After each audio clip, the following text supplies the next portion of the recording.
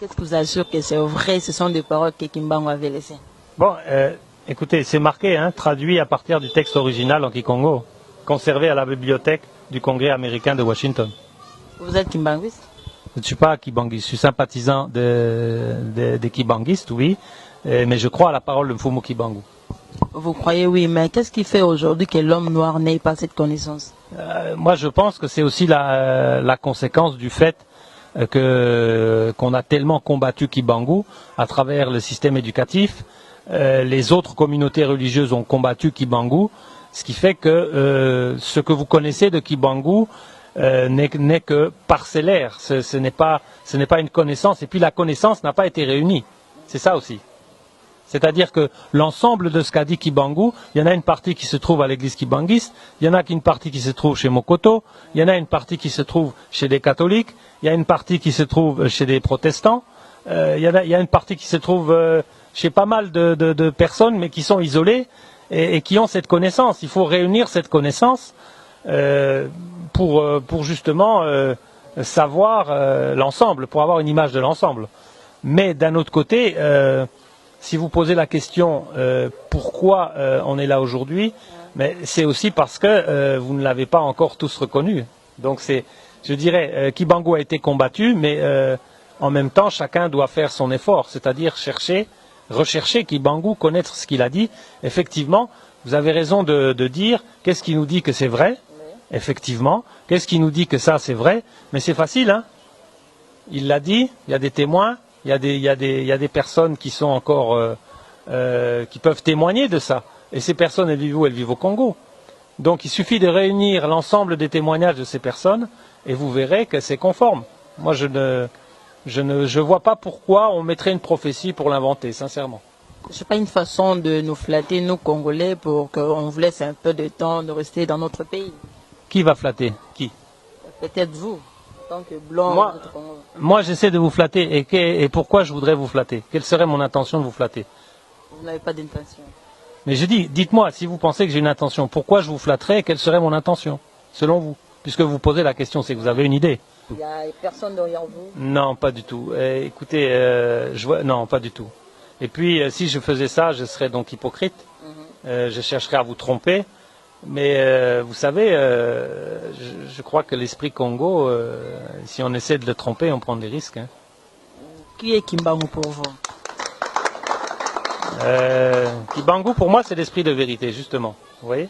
Ce que je ressens, c'est quelqu'un qui a l'esprit de vérité.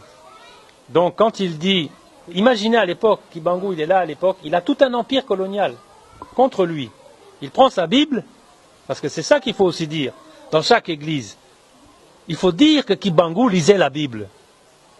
Et la Bible parlait de qui? Elle parlait de qui?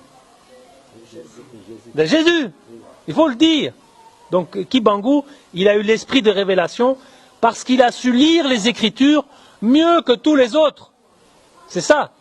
Il a su lire les Écritures mieux que tous les autres. C'est pour ça qu'il a pu sortir des prophéties comme ça. C'est pour ça qu'il a pu dire que l'homme noir deviendra blanc. Pourquoi? Parce qu'il avait senti ça, et il était seul avec sa Bible. Donc, qu'est-ce qu'il faut retenir aussi de l'esprit de Kibangu? C'est qu'il a eu le courage. Il a eu le courage de dire non. Lui tout seul. Tout un empire contre lui. Vous imaginez à l'époque les militaires, les soldats. Et lui il dit non. Moi je vais parler. Je veux l'indépendance. Je veux la liberté. Mettez-moi, tuez-moi. Ok, je viens, je suis là. Mettez-moi en prison, ok, je resterai en prison, mais je veux mon indépendance. Donc il est mort pour vous.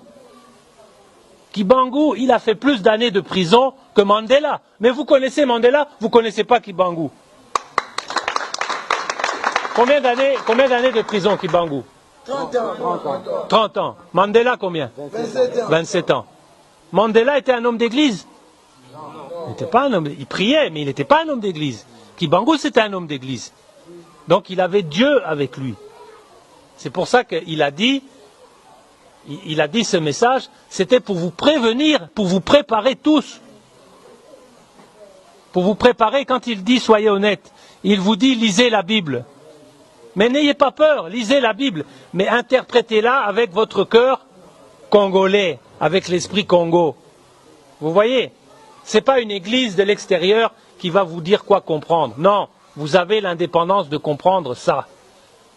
Vous voyez, donc l'esprit de Kibangu, c'est la force spirituelle. Vous voyez, c'est pour ça que les Blancs à l'époque, ils ont eu peur. L'église catholique, mais elle a eu très peur. Mais tous les gens dans le Bas-Congo à Kinshasa n'allaient plus travailler. Les églises étaient vides. Pourquoi? Parce que Kibangu parlait. Et lui, il ne parlait pas pour vous mentir.